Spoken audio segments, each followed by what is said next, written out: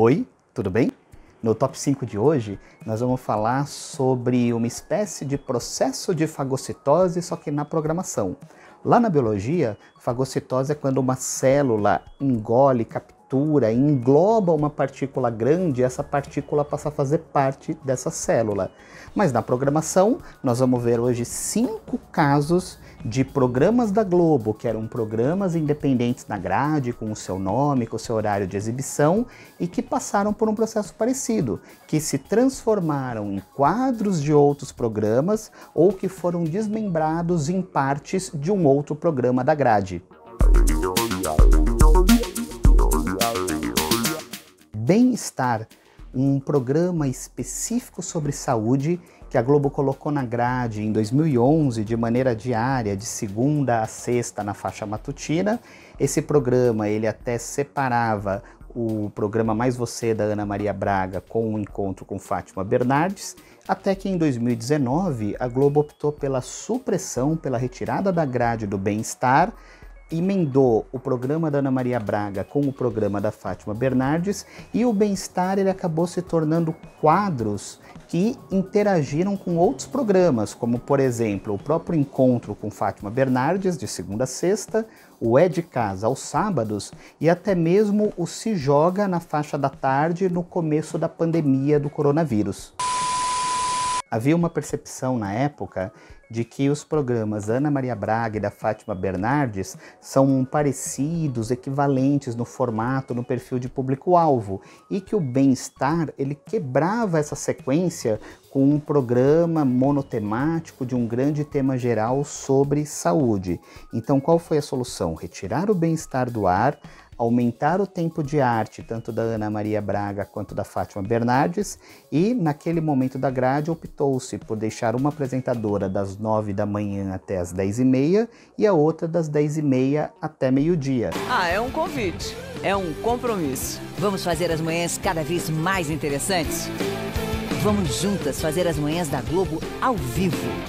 A partir desta segunda, Mais Você às 9 da manhã. Epa! E logo depois, mais cedo, às 10h30, encontro com Fátima Bernardes. Adoro ela! Acorda, menina, vem cá, menino.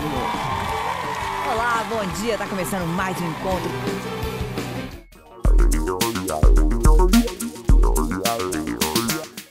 Mais Você. Exibido desde 1999 na Globo, o programa ficou no ar até 2020, no começo da pandemia de coronavírus. Com a volta do programa da Fátima Bernardes ao ar, logo após uma interrupção para o combate ao coronavírus durante o início da pandemia aqui no Brasil, a Ana Maria Braga passou a integrar o programa Encontro com Fátima Bernardes, tendo uma participação principalmente na parte final do programa, em que ela interage com a apresentadora, com a Fátima, faz também ações de merchandising e reprisa algumas receitas que tinham sido exibidas no Mais Você.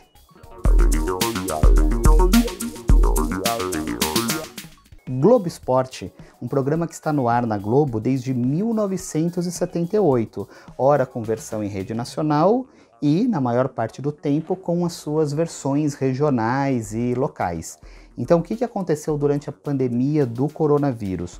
O Globo Esporte ele deixou de ser exibido como um programa à parte na grade e ele acabou virando um bloco dentro de telejornais locais, como acontece no SP1, no RJ1. Então, geralmente, aqui no caso de São Paulo, ele fica no final do SP1, naquele momento em que o programa já está passando para o estado inteiro, naquela faixa após as 13 horas, após a 1 da tarde.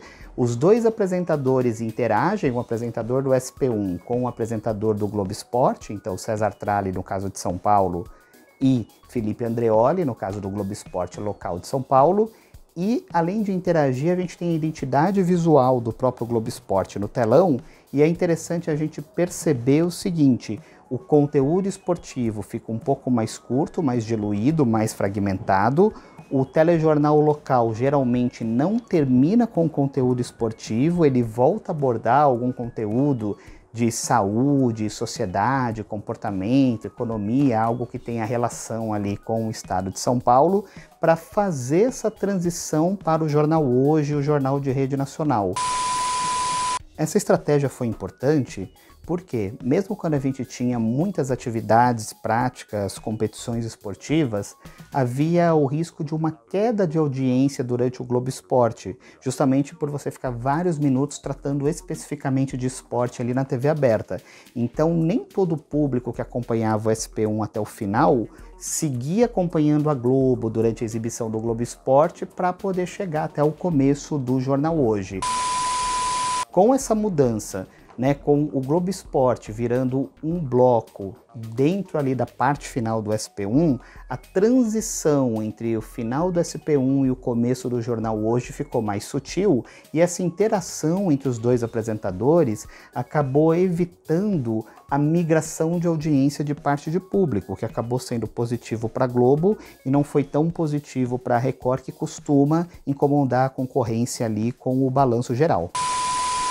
Esse período de junção do Globo Esporte com o SP1 acabou trazendo mais humor e descontração ali para o final do programa, principalmente ali pela química entre os apresentadores, né? O César Tralli, o Andreoli, até que a gente chegou no ponto de simulações em estúdio de competições esportivas, entre aspas, que as pessoas estão disputando em plena quarentena. Vai, Tralli, vai! Tralli, vai, mais uma. Que vergonha. Vai, bora. Pô, Tralli. E o telão do Globo Esporte, Jesus Cristo. Vai, Tralli. Detona o nosso telão, Felipe. Agora, pelo menos 4, vai, Tralli. 1, 2, 3, 4, 5, 6, 7. Calma, 8. Vamos!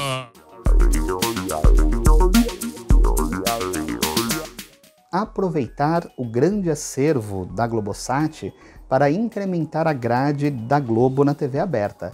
Essa foi a receita que trouxe o Tempero de Família, que era um programa no canal GNT apresentado pelo Rodrigo Hilbert, para virar um quadro do É de Casa aos sábados na Globo. Vale lembrar que o É de Casa, antes da pandemia do Covid-19, ele já começou 9 da manhã, 10 da manhã e sempre terminou meio-dia.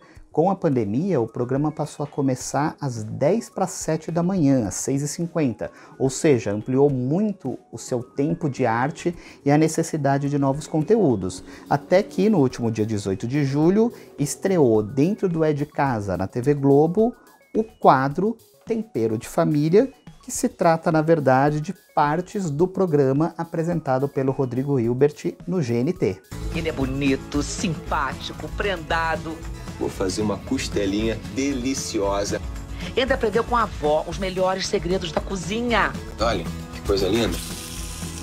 Sábado ele vai fazer um prato especial na estreia do novo quadro Tempero de Família. E no nosso primeiro lugar, Profissão Repórter, um programa que, curiosamente, começou como quadro no Fantástico, depois ganhou seu espaço na grade como um programa, já foi exibido às terças à noite, depois às quartas à noite, e agora, nesse momento de pandemia do Covid-19, o Profissão Repórter ele está fragmentado em diferentes programas da emissora. Então a gente tem visto o Profissão Repórter nos jornais locais, como o SP1, na grande revista eletrônica do domingo à noite, como o Fantástico. Os conteúdos do Profissão Repórter enriqueceram muito, principalmente os telejornais chamados Hard News, que trabalham com notas, reportagens, matérias mais quentes e mais curtas.